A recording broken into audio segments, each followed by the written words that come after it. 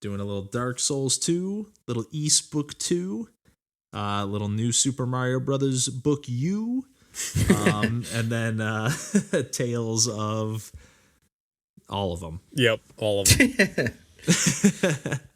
Tales of the franchise. Nice.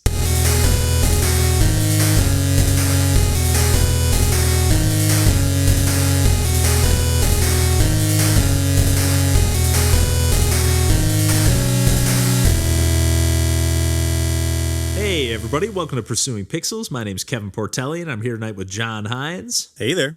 And Randall Nolery. Hey folks. And we are back as always to talk about some video games, and we got a whole bunch of video games to talk about tonight. I might even record 2 episodes here this evening, mostly courtesy of John playing a bunch of stuff. So why don't we just kick it over to you here, John, to get us started here. Yeah, so I've been playing a lot of older games. I think I've touched on this, or games that I've played before for the podcast, but haven't played again since initially talking about on the podcast. So I talked a bit about, Control, Doom 2016, some other ones. But I had started up again playing Dark Souls 3, actually, initially, and found that I was way better at it than I was when I initially played it, thanks to having played through all the series, as well as a ton of Elden Ring. And I think Elden Ring was the sole reason why I was getting better at the series, I think. But after playing it for a while, I had really only booted it up because I wasn't able to get Dark Souls 2 to work on my Steam Deck. And enough updates had passed on whatever version of Proton the Steam Deck uses that I tried booting Dark Souls 2 up again, and I threw Dark Souls 3 in the garbage because I'm playing the best game in the series, which is all torch management, baby. Nice. John's favorite. I love it. It's so good. It's like I really have appreciated how different every From Software game is, especially after playing Elden Ring, which I do think is probably the best overall experience of them. But I really love how the individual Dark Souls games in particular all have really specific focuses, which are maybe a little uneven and maybe not everyone's cup of tea. But I think because they stay in a very specific lane, that they tend to do those things either extremely uniquely or extremely well. And I still think that Dark Souls 2 is my favorite of the whole series, and it's definitely the weirdest and kind of the most finicky, maybe, or just odd to play. And unfortunately for me, this was the first time that I had played it with online permanently enabled, because when I was playing it on DJ's account, I was disconnected from the internet so that it wouldn't boot him off whatever games he was playing. That's right. Yeah. So I had played every Dark Souls game with the internet off, which is a substantial part of From Software games. Oh yeah. But for whatever reason, 2 does not even give you the option to turn off internet. 3 does. So when I was playing 3, I turned it off because that's just not how I played the game. I'm not interested in that mechanic personally. Same. Yeah. I'm let me tell you, I'm still not a fan of it after getting... Yeah, especially having it forced on you. And the people who are still playing Dark Souls 2... I was just going to say, it's kind of nuts. Yeah, they're good at the game. That's also their favorite. That's also their favorite Dark Souls game. So I remember the first time it happened, I was like, shit. Well, I'm just going to sprint back to the bonfire and let you kill me here because I have no chance of doing anything. But wait, is the whole thing PvP that way, where they can yes, other players? The entire game is PvP. Shit. There are different covenants you can enter, which will change it. You can have different like settings based on the items that you consume. You can call people in, but it's just something that I've never really put any time into and don't really have any interest in putting any time into. Yeah. So I kind of just have it in the back of my head as like, all right, at any time, I could just be completely destroyed by a random stranger. Yeah, because there's not like areas in the game, right, where it's like, oh, this is an area where someone can attack you. It's like pretty much anywhere, right? It's everywhere except for Majula, which is the opening, or not opening area, but the main hub of the game, where like you level up and where NPCs eventually will relocate to sell you items and like go advance their storylines, etc. But everywhere else is just fair like even game. in the middle of a boss battle, potentially? I've not encountered that, but I also don't think it's possible just because of how fog gates work. I was just going to say, maybe if you're like enter through one of those, Yeah, because when someone invades you, fog gates get set up so you can't just leave the area. Right. And you can't you can't use the bonfire, so you can't teleport away. So it's just basically whatever the area is that you're in becomes a PvP zone. Right. Yeah, that and arena for fighting. Yeah. Mm-hmm. And how does somebody else, like, do they essentially have to be playing live at the same time as you and be in that same area and just decide to trigger that? Like, can you see them too, and then you can just decide not to trigger it, but they're deciding to battle you, or how does that work? There is an item which allows you to invade another person's game. Okay, so this is just straight up like Elden Ring. Well, Elden Ring is straight up like this, is actually the way to frame it. Yes, And this is a mainstay of the entire Dark Souls series that I've just not interacted with because I just turn off the internet at the beginning of every session. Yeah, maybe there's a way to just turn your Steam account offline or something and just play like that. I could, but I don't know. The other thing is when you turn off the internet, then you don't get bloodstains where you see how other people have died around you, which kind of give you like little environmental clues or like show you like, oh, this is how a person like failed this or like, well, etc. But you also get comments and messages which are like what people can leave using very like limited vocab, like preset words that they do it. So like you get a great I that was something that I had missed on my previous playthroughs that I now can enjoy when like there's just a bunch of like boxes in a room and like I see that there's a message under there, so I roll over all of the boxes to uncover a message that just says "Hurrah for rolling." I was like, all right, yep, this is good. There's a lot of like troll style comments, or but sometimes helpful too, like giving you a heads up. Exactly. Yeah, liar ahead is a usual like great one, or like beware of a horde and other things. So it's nice, but also I've played the game before, so I know where most of all of the tricks are as well. Right. But it's not that was actually something that I had kind of disliked about going back to Dark Souls 3 as opposed to Dark Souls 2, where like Dark Souls 3, you can just run past enemies and their aggro will just dissipate over time.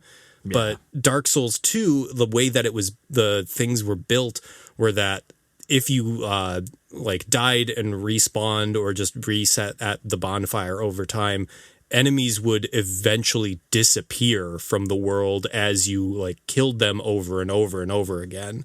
And so that was kind of built into the game design where there would just be an absurd amount of enemies, and that the expectation was just as you're dying and like repeating the section, you're just slowly chipping away and getting further and further. And I really like how that was an element of the game, but it also kind of prevents you from steamrolling through a section where it's like, all right, I've got a gauntlet of like 40 enemies that I need to get through, and I can't really do anything other than just fight them all or like slowly chip away at them, which I have done. Like I'm not a proud man. I'll grind an area to clear out all of the enemies. Yeah, it has to be done. The bullshitty glitches. Yeah, the weird corners. Yeah. Mm-hmm. Especially in a game like that. Yeah. Oh yeah. Yeah. You have to. It's a game that it has a very specific set of bullshit, and it's very specifically my set of bullshit. So I'm still ecstatic to be continuing to play this game from zero again. Well, that's awesome that the online like invasions or whatever aren't hindering your experience to the point where it's like, yeah, I love this game, but I can't deal with this or whatever. I'm surprised. I thought it would have been a deal breaker, and I'm pleasantly surprised that it isn't. Yeah, because even like you said, or you were just saying about the messages there, Randall, like I even turned that off, like, because I know like on the Wii U and on some of like the Nintendo games in the past, they've like added like, oh, you can put a little message and on a Mario level or something like that, which I guess I'll talk about later. But like, it was just like, and I always turn that stuff off like instantly. Yeah, some of the Miiverse stuff was cute. Rest in peace, Miiverse. But I also don't need. Yeah, I don't need things to be like hinted to me ahead of time. I'd like. Yeah, I'm just too worried about a spoiler. Yeah. Yes. 100%. Yep. Yeah.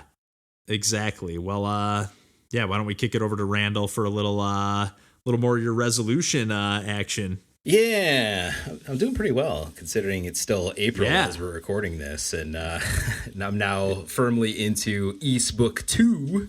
Nice. As I spoke about in the last time we talked about, the end of East 1 was an absolute slog. It was rough, but I'm committed to seeing through Climbing that tower. Yeah, climb the tower. The tower was bad, but it's also just the way that I play games and my lack of memory and lack of ability to navigate. That's always been an issue, and it was really exposed there, but I made it through. I just kept pushing and pushing and pushing until it broke, and I got to move on to East Book 2, carried over my experience, and that's cool, that's nice in my life bar, so that's good. And East Book 2, it's got new music, so I didn't have to hear the same 2-minute track over and over and over and over and over and over with the CD, like finding the track over and over and over and over and over again. Didn't have to do that anymore. That's brutal. Yeah, it was brutal. But now there's all new tracks in East Book 2, so that's not a concern at this stage anyway. And the areas have been good and varied, and you can kind of tell it's informed by some of the decisions from East Book 1, and like it's now player tested, and the character moves a little faster, and you're getting into some certain items faster, and it's just generally it's still, I can see why they packaged this together. It's ultimately the same mechanics. It's on the same platform on TurboGrafx, but it's just so much smoother, I think. So far, I'm really having a good time kind of starting fresh with East Book 2, and I just got this like magic wands, so then there's ranged attacks, which were absolutely not a thing at all in East Book 1. It was all just run into the enemy, which I'm happy to do, but nice to have a little variety there, and also keep myself from dying too quickly when a bullshitty enemy just catches me off guard when I enter a room, or I load up a save and it's just pa pa pa, and then like just load something again. So that's good. So that's helped my cause a lot to progress quickly and feel good about it. And the areas so far are distinct enough where I'm not getting lost in the way that I was before too. So it just improved all around. I am having a great time still playing on that Analogue Duo. Nice. Still love the ability on this game to save wherever you want, like basically like pixel by pixel, like where I save it I can pick right up, and which is just completely bonkers to me. That in so that's in the game, in the game, not just because of the Duo? Okay. No, that's just a feature of that 1989-1990 CD game. That's awesome. That's great. Yeah. So, so it's kind of recovered my spirits and my feelings about the package a little bit so far. We'll see how it progresses. It feels like it's going to be a little bit of a bigger game than book 1, which I guess is to be expected. Yeah. We'll see how it goes. A lot of the same stuff, just enhanced and better. And I'm just enjoying it for what it is. Just a nice, straightforward, very action heavy RPG, I guess. Nice. That's good to hear that you're like enjoying, like, especially after that slog at the end of 1. And then sometimes like if you're like starting up, like after just finishing an RPG and like getting into the meat and potatoes of the game, and then you're like starting fresh at like a tutorial and opening bits and like, okay, I got to get through all this opening cutscenes and whatever there might be to like actually get into the game proper. Like it's good. It's nice that you're able to just dive right into 2. Cause I've done that a few times where I'm like playing through a classic series and then like try to go right from one game to the next. Like even with like, this is a random example and not necessarily an older game, but like I played BioShock Infinite. That was my first BioShock game. And I was like, oh, this is sweet. And then tried to like go into BioShock, the original. Cause I was like, well, I want to see where this series started. Cause I never played that. And I was like, it's just like different enough to like, it's just like, I don't want to like relearn this all right now. And it's like, it's the buttons are a little different. Like it's just, it just didn't grab me. And I still want to play the original BioShock eventually. And obviously BioShock Infinite has its flaws, but I did find the gameplay pretty fun at least. Yeah, it's tough. It can be tough to do that with the series. So I'm kind of glad, especially retro. Yeah, definitely. Yeah, and it can, often in retro, it can feel relatively drastically different, despite being in the same series. Even a sequel to a previous game, right? So it's nice that there's, some continuity there too, just improved. Like they didn't mess with it in a way that hindered what I liked about that first game. So. Yeah, I'm just kind of, I'm back in a good place, and that makes me feel good about my decision because it was kind of waffly there for a little while. So okay, nice. I'm glad we're back on track. Yeah. Yes. Yeah. Absolutely. Well, nice. Yeah. Well, speaking of games also that just don't change that much from iteration to iteration, I've been playing because I recently picked up new Super Mario Brothers U Deluxe on Switch. And this is a game I had on Wii U, and then also even had the new Super Luigi U on Wii U, like the green. We were just talking about that before we started recording, like the green case and everything. Oh, yeah. In the year Luigi, back whenever that was. I think Randall was saying like almost 10 years ago. Yeah, like 2013, 2014 era. It was tough times for the Wii U in the year of Luigi. Yeah, they were doing anything they could. But yeah, this one is one that I've had on like sitting in my Amazon cart for the longest time, and it went down on sale to $40, which from the standard 60 Nintendo. I was like, I don't think I've ever seen it go quite that low. And then I had about 25 or a little bit more in Amazon points. So I was like, okay, for $15 of my actual money, I can get this game.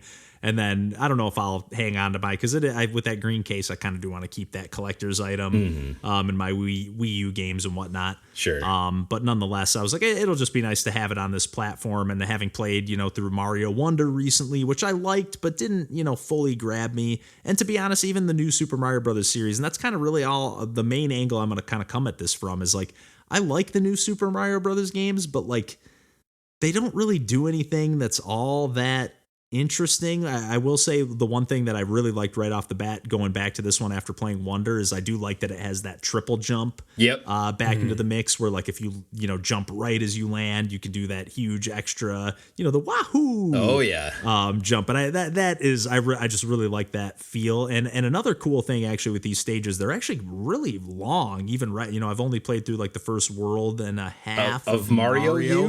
Not Luigi? Of Mario. Yeah, Luigi. So that's actually what I fired up first was new Super Luigi U, thinking like, I never really played much of that. I played like the first little bit, and it's like obviously the new Super Luigi U is meant to be like a tougher game. Speed all run. The stages give you like 90 seconds, I think total. Like it's like tops, whatever it is, or maybe it's 99. I know it's like right when every stage starts, it's like it gives you the little like ants in your pants, kind of like okay, pick up the pace.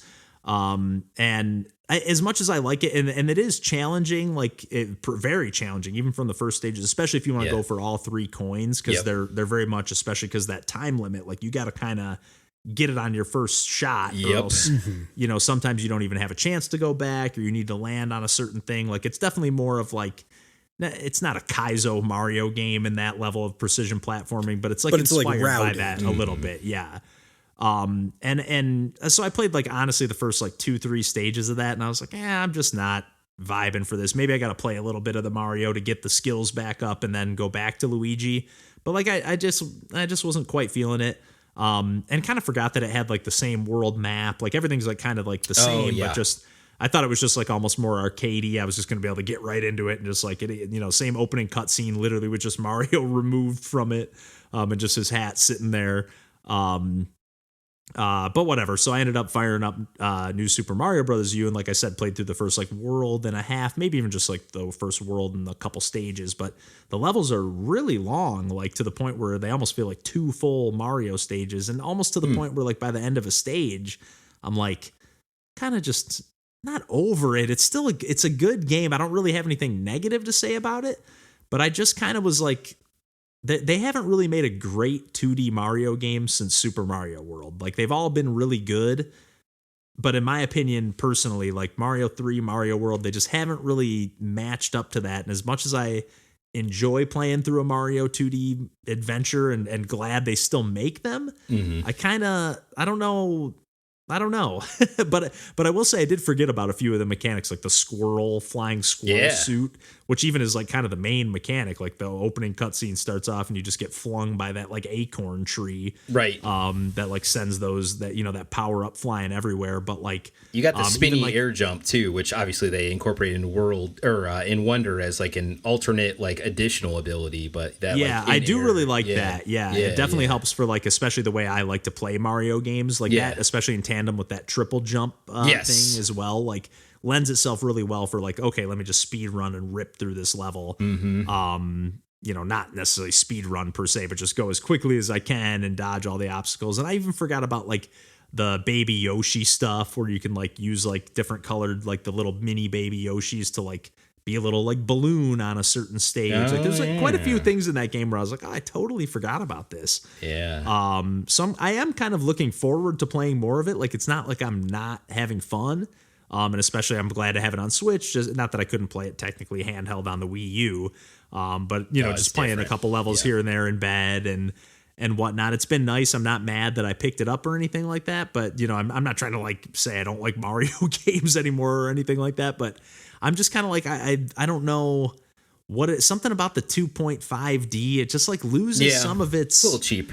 Yeah, exactly. It's something about the like repetitive tile sets and the like for example, like with like the 2.5D in the Donkey Kong Country Returns and Tropical Freeze, I think that adds a lot of life to those games. Granted, the original games kind of had a little bit of that flavor anyways, but it like it doesn't look like they're just repeating tiles over and over and over. Right. Again. It has its own personality. They're like building a world and a stage. Because they're trying to do more of a like callback to like the Donkey Kong Country games, which were like, much more detailed backgrounds and level design. So like when they're trying to do the Super Mario stuff and it is just kind of like blocks and like like a flat surface with a repeating like texture, it's a lot harder to have that be as vibrant as like Donkey Kong Country Returns. Or even just like something some personality. Yeah. Even just something about like I just feel like Super Mario World and 3 and those old pixel Mario 2D Mario games just have a little more personality to them. Definitely. Even in the gameplay, I don't know how exactly to describe it. Other than I will say that triple jump, I do love that, and I'm glad you mentioned that twist like spin jump. I'm glad. That I don't know if this is how it always worked, because I know like on the Wii you had to like shake the Wiimote to get that little mechanic. I think they had that mechanic on the just the Wii version as well. But then in this game, I don't know. I remember you could use the shoulder buttons to do that little spin, jump and get a little extra hang time. But you can also just press the jump button again while you're in midair, which is kind of cool. I did that on accident a couple times, and I was like, wait, I didn't press the shoulder button, and just was like, oh, cool. There's like a bunch of different options to do that mechanic, and it does again just add to that fluidity of like, oh, I jumped just a little too early to clear that gap, or even just to land on that Koopa just right or whatever. And it just gives you a little more flexibility to just keep running and holding down the run button and running to the right. I'll also give the wall slide a little bit of credit. I feel like the Mario physics are pretty locked in, especially by the time you get to the U, the new Super Mario Brothers U or Luigi U. I feel like it feels good to control Mario. Just everything else is just a little generic, like you say. Although the gameplay doesn't change all that much. The gameplay is kind of set in stone, and it's just little tiny variations upon that. Whereas other titles or series have a lot more variation and a lot more. There's usually like a new gimmick added, not just like a new power up. I know those are like kind of a new gimmick, but like even in like Mario Wonder, like the elephant suit is cool, and I like that power up, and it even is, it's fun to be that character, but like it doesn't really change the gameplay all that much. A little bit. I think Wonder in particular, I think the change there is how you can approach levels by difficulty, and there's a lot of kind of modern aesthetic features to it, and even just the animation style and the vibrancy of color, and just coming to it fresh but still being informed by like the good physics of the U games, I think was a good mix, at least for me. I will say those levels and even like the overworld, they have a little more personality, because even like in this one too, like with the world map, like something is, and this one, it does have a really cool world map in Mario Brothers U as well, New Super Mario Brothers U, but the one thing, it's like even in Super Mario World, like they have like that, where like, oh, if it's a stage that has like the little red diamond on it, that means there's 2 exits. Where, like, this game, like you can kind of get a hint from like just the layout of the world map that like it looks like this stage has an extra way to go. Yes, but you don't know for sure. Like there's no way. Like I remember in the past, like, or inevitably ended up just like looking it up online, like where is the secret exit in this world? Because like I'm not just gonna keep playing these levels over and over to find them, but nonetheless, I'm glad I scooped it up. I'm looking forward to picking it up, and I'm glad I have it on Switch, just because that's a platform I do have enough controllers to like, if I ever have friends over and actually can play 4-player multiplayer, which, to be honest, in the 2D Mario games, I get a little bit annoyed with, because everyone likes to just like toss each other into pits, and I'm like, that's the point. To beat this game together. Come on, guys, we're trying to win. The self-sabotage is the point. It's when you're doing well, especially if you're playing it like in party game style. Unless you play Wonder, then that's not the case. Exactly. But yeah, nonetheless, I'm happy I have it in my collection and got it for a reasonable price. For sure. But yeah, why don't we kick it back over to John to bookend this episode tonight? Yeah, I wasn't honestly expecting to do a deep dive on the Tales series, which is what we're going to do, I guess. But I had started playing Tales of Symphonia again because it's one of my comfort games. It's a game that I have played and replayed like dozens of times and know every beat of it. And I was at some point still in disc 1, and this is a complete sidebar right off the bat, where Kevin, I know you were in the Discord, says like, oh, I should give that series a try again. And I don't think you do. I don't think you need to. It's definitely not a me series. Like I have fond memories of it, because like when Randall and I worked at Best Buy together, I remember like him and our buddy Milton played that game and like talking about it. And I remember even one time, I can't remember if you were there, Randall, or if maybe I was just hanging out over at Milton's and watching him play or something. But I was just like, this game, just like the vibe and the setting and just the graphics. It was very cool. Yeah, and that dual disc GameCube game, like it just had a little mystique to it. To that effect, I'm going to say, and the like, cover art. As someone who has played this game dozens of times and knows exactly where to go, I am barreling through this game at top speed, like solving every single dungeon puzzle, like with the like optimum amount of movement. Like there's no extra like time spent anywhere. I am 30 hours into the game, and I am not even at the point where I would be in disc 2. So I was like, not playing that game. I'm like, Kevin, this is not going to ever. Didn't Tales of Symphonia get remastered and ported to like Steam and stuff? You're not playing that version? Switch. It's on Switch now, which is like Good. Like, play it if you want, but I know Kevin, and this is not a Kevin game. So they didn't give it like the streamlined, because I know like this game always reminds me a little bit of like Skies of Arcadia too, and especially in like the style and stuff like that. Same time period too, and everything. Yeah, definitely a lot of aesthetic similarities for sure. Yeah, and didn't that get a remake? Like the GameCube remake was supposed to like kind of streamline some of the random they battle reduced stuff the from the Dreamcast. Yeah, they reduced the amount of like random battles that would happen, and it Like was the one tedium. of those. You know, it was more like an early RPG where you couldn't see the enemies you were facing and all that sort of stuff, right? So you would random constantly battles. be in a random battle and stuff. So they toned that down for GameCube and added some other things. But it was not a 2-disc game. It was not an elusive 2-disc game. Like Skies. That and Bait and Kaidos, those are the two that I remember. Baby. I think Resident Evil, some of those, Yeah. In any event, I had been playing through Tales of Symphonia, and I have no idea why I decided that I was going to boot up Tales of Zestiria. I think, honestly, just to see if it would work and boot on the Steam Deck. Sure. And I started playing it, and it's a game that I knew nothing about. Originally came out on the PlayStation 3, so it wasn't one of the Tales games I ever played. I didn't have any Sony systems other than the PlayStation 2, so and that was well after the PlayStation 2 was a system. I bought that system used, probably when like the PS4 was being released or something. That's so awesome. there's an entire world of like this series that I've played a lot of that I just have never played. And I started playing that, and I immediately was struck by how much more complicated the series was. Like, I had played through a decent amount of Tales of Vesperia and the Switch port of that, and I remember kind of feeling overwhelmed because I am an old Tales head. Like, I've mostly just played Fantasia and Symphonia and Symphonia 2.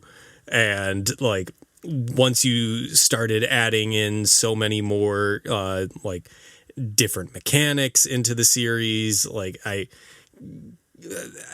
don't know. There's definitely an old man yells at cloud moment. I was like, JRPGs are too complicated. They're adding too many systems. And like, I immediately had that feeling when I started playing Tales of Zestiria, and I don't know if it's because I had been playing a lot of Monster Hunter and like really in the thick of learning systems and like sitting down and being like, all right, well, I just have to learn this, or this is just something that I have to like get over and like commit myself to learning. And I was in that mindset and sat down and did that for Zestiria, and it wasn't difficult at all. Like, there was no reason for me to like, it was the smallest hurdle to clear.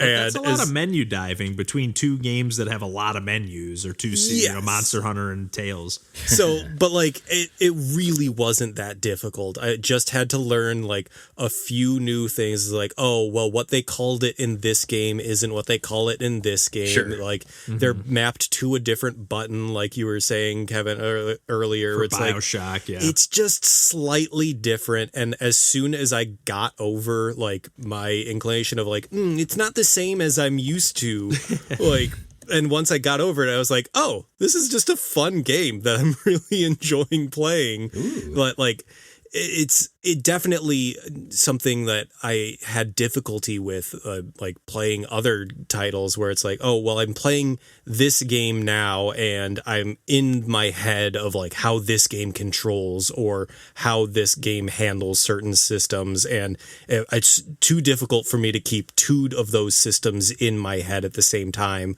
But for whatever reason, it's not as big of a deal to me now, and I'm not exactly sure why, other than just me deciding that I'm going to sit down and learn it. And mentality shift.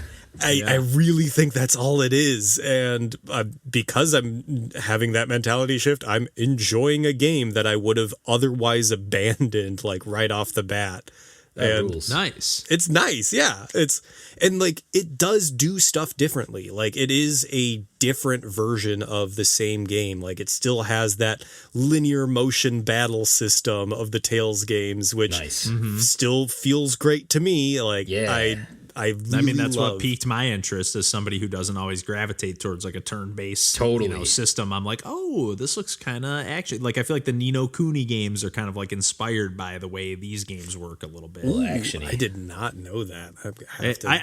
I'm speaking, having never played any of these games, but just having like what I've seen in action, I've just like, oh, kind of like a similar like arena situation. And yeah, it's just fun. And I'm really kind of in that mode. And Kevin, this was the other reason why I didn't think you would like the series, is that the Tales series is also just pure melodrama. Everything that happens to every character is the most the most dramatic thing that has ever happened to anyone, and they react in that way and like it's so over the top, but like takes itself extremely seriously in a way that I know is so off-putting to other people. But I don't know that like that element, like what you're describing, isn't off-putting, but it's like if it takes too much time to get through, that's like what gets off-putting to me. If I'm just like I want to just like rip through this kind of. No, that was very of that era too. I feel like though that PS3, Xbox 360 era was very trying hard to be so serious and like so dramatic about everything. Yeah, and the thing that actually when I was playing Tales of Arise, which I've not played a ton of, but many. I know there's so many, but like I started playing Tales of Arise and I was really struck with how seamless they were doing the same amount of stuff, which is like having these character conversations happen in skits or after battles, or like just trying to have them be put in what would otherwise be dead space in these games. But in Tales of Symphonia, it would like stop the entire, and Tales of Vesperia, it would stop the game and it would show like little like hand-drawn like animations of all of the characters talking, and you would get these little character interactions that would kind of flesh out the story, or at least give the characters more depth other than otherwise the like actual story beats. But it wouldn't be, those would all be optional. And then the way that they kind of seamlessly put that into both Zestiria and Arise, where they're having them like the way that you would like skip dialogue in like where you would press A and it would like fill in all the dialogue box and move into the next. They do the same thing, but they have them by like skipping, like each dialogue box is almost like a camera angle.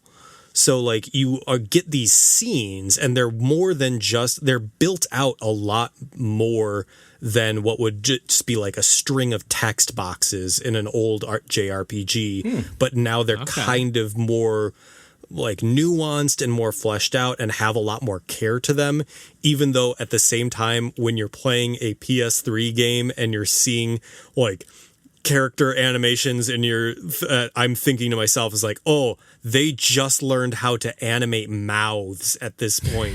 So they're really showing all of these facial expressions. Yeah. It's kind of and when you're playing Tales of Symphonia, it's like, oh, here's a character being kicked and it's just their like T-posed like body moving in a vertical line across the screen as like, this rules. I love it. This is such a great time capsule. Oh yeah. So yeah, I don't know. I love its series. It's a dumb series full of like goofy stuff, but it's my goofy stuff, damn it. Oh yeah. Hey, that's awesome. And that actually, when you mentioned it, it actually made me like, it got me like, just for whatever reason, like I'm itching to, even though I'm not the biggest RPG or JRPG fan, like I've never played Ni no Kuni 2 and I have that, like it just made me think like, I gotta fire up a game. I want to go on an adventure like that, you know? That is something that I kind of crave from those RPGs, and there's rarely one that scratches the right itch for me, but when they do, I'm like, I love that like grand adventure feeling. So same. Yeah. All right. Well, any more video games chit chat before we wrap things up for this one here tonight, guys? No, sir. None more. Nice. Well, Good deal. As always, you can find us on the internet at pursuingpixels.com and pretty much anywhere else you can imagine. And otherwise, we will catch you all next week. And until then, take care. Bye. Bye-bye.